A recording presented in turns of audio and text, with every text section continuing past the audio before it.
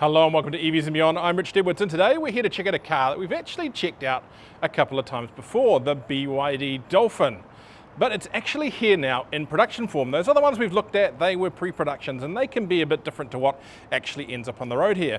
But as of this week, you can go and check out the standard range Dolphin at dealerships around the country. Now, the standard range one is probably one that people have perhaps overlooked a little bit. It doesn't have the big headline figures of the extended range model. But in light of the new MG4 launching, it really is the one that possibly will be the more competitive option and the one that a lot of people will look at because it's under $50,000 at $49,990. Now, while there are cheaper options out there, the devil is in the detail, and we're going to go through a few of those details today as we look around the car. Let's go in and have a look.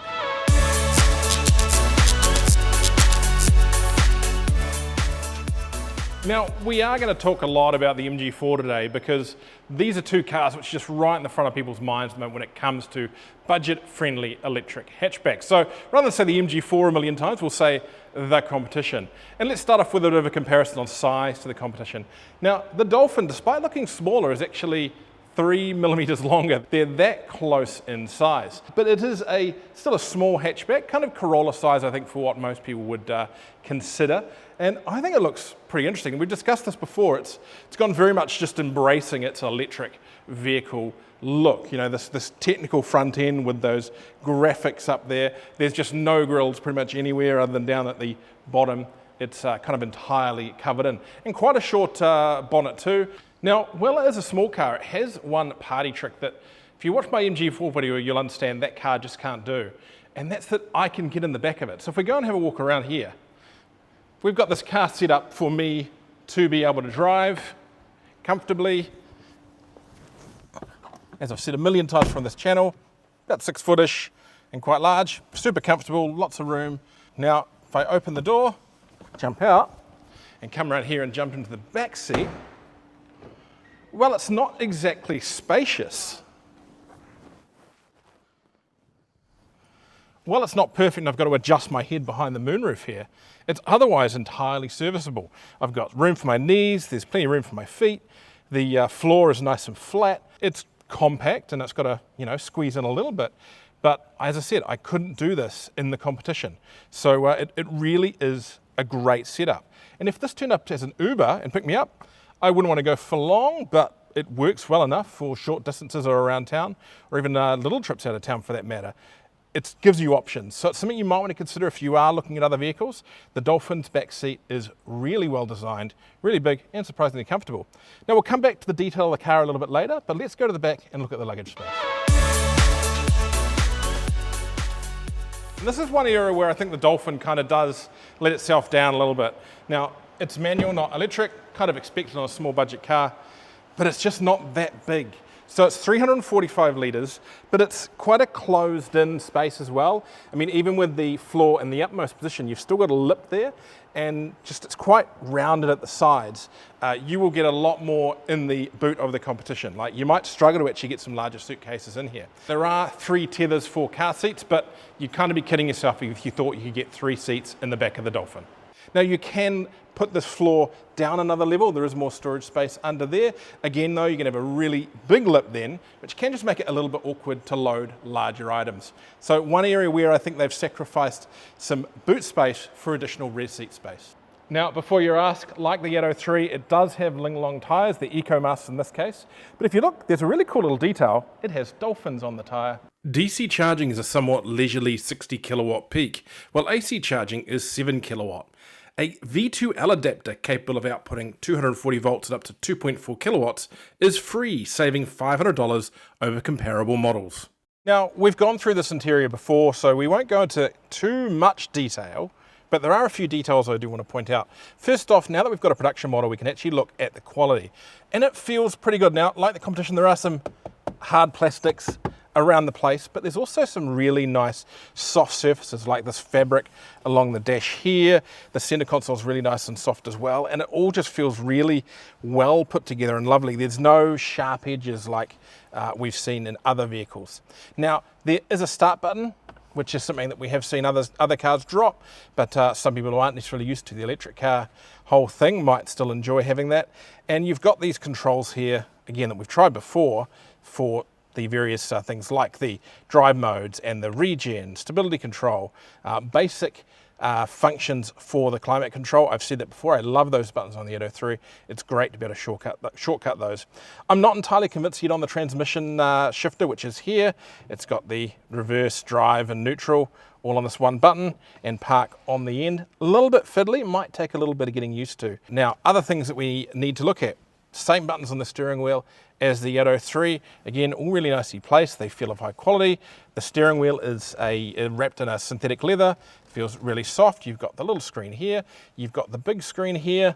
Pretty much the software we're used to, an Android-based system. It's got Spotify, it's got a data connection, you've got app connectivity, works pretty well. You can ask the car to do stuff.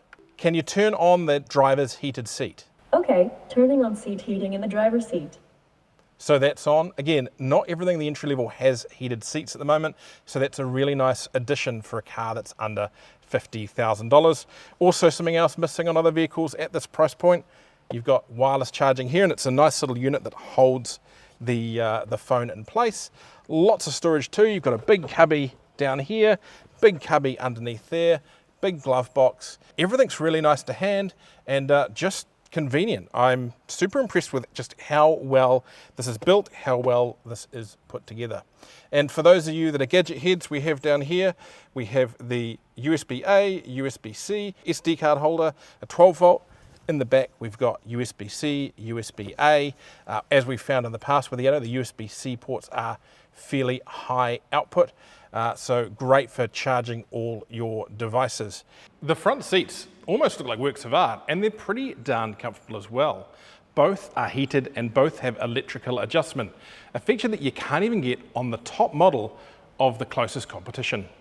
BYD offers a range of colours on the Dolphin. This particular one is a sort of off sandy white. Now they are matched to different interior colour packages. Now this one is a brown and black. I prefer to call it coffee lovers. Android Auto and CarPlay are still there, as we've discussed. They are at this stage wired. Always a lot of debate about whether wireless will come, hopefully one day. But look, overall a pretty good spec list for what is a small car, and as I mentioned a couple of times now, under $50,000. Right, time to go for a drive in the standard BYD Dolphin. Now, the big difference between this and the extended range one is the battery and the performance that you get from the motor. So obviously the extended range run kind of matches the 803. Has a 60 kilowatt hour battery, 150 kilowatts of power, and about 310 newton meters of torque. This one really does plot a new course for electric vehicles in New Zealand in that it has quite a small battery comparatively, and also it has low power comparatively. And the lower amounts of power, I guess, means you're going to be more efficient potentially in driving. You're not going to be able to use that extra performance all the time, thusly you won't use power. Now, does that make it slow? I guess that's what we're going to find out. On paper, arguably yes. This car does I think about a 12-second 0 to 100 time. So anyway, let's go and find out for ourselves.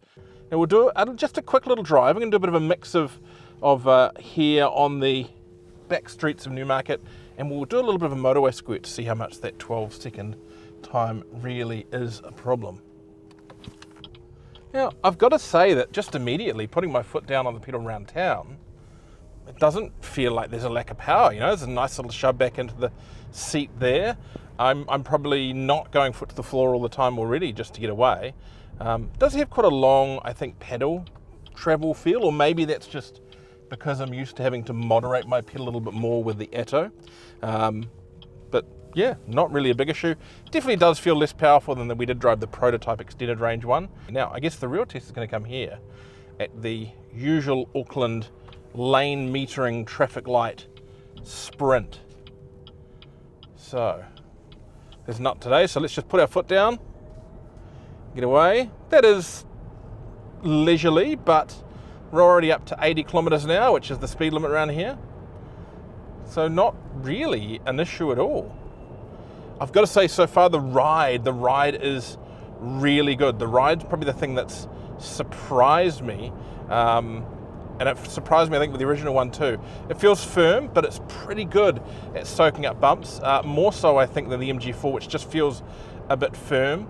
I'm also noticing that the tyre noise, now, a lot of people do criticise the Linglong tyres or the Atlas tyres that come on the BYDs, but this is definitely quieter than some other Chinese EVs that I've driven lately that had European market tyres. Now, what that's going to mean for actual grip out on, say, a wet, twisty road, I don't know, and we won't be able to see that till we get a full test. But initial noise level, pretty good.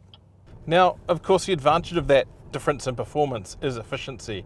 Now, I'll put the official numbers down below, but this car here has been doing demonstrator runs around Auckland Central. So you got a bit of a mix there of the fact that it should be relatively efficient running, but you've also got people who are going to be going foot to the floor the whole time. I've just had a look at the screen, and for the last 50 kilometres, this thing has averaged 11.6 kilowatt hours per 100 kilometres. That is amazing. Now, I'm sure the second it gets out on a motorway or gets out on an open road run, that is going to change and it's going to go up a lot.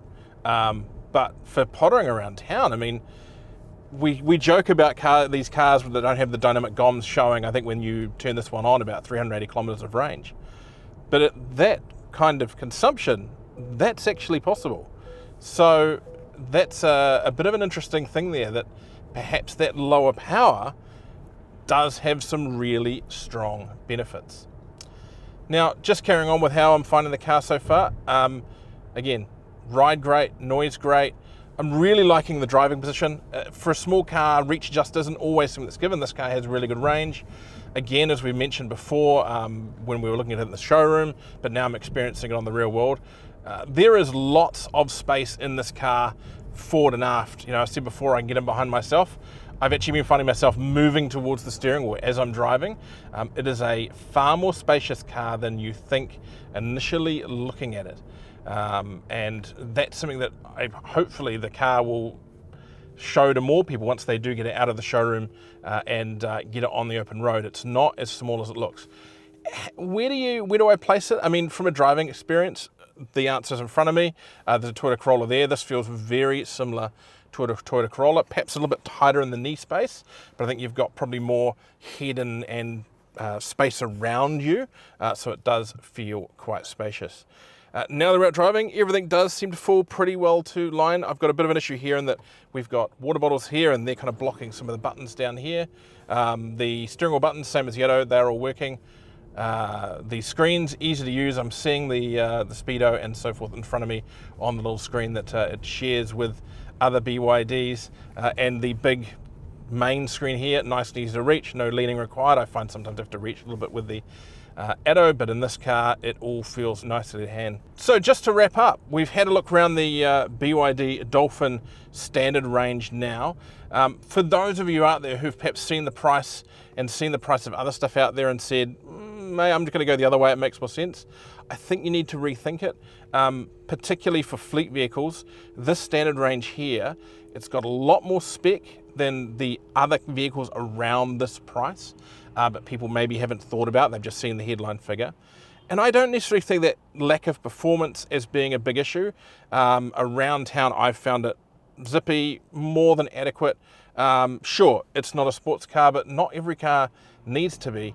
And that efficiency, if it plays out when we get this car into the real world, is absolutely fantastic. So that's all from us today. Thanks so much for watching EVs and Beyond. Don't forget to like and subscribe for more, and visit evsandbeyond.co.nz for more great electric vehicle content.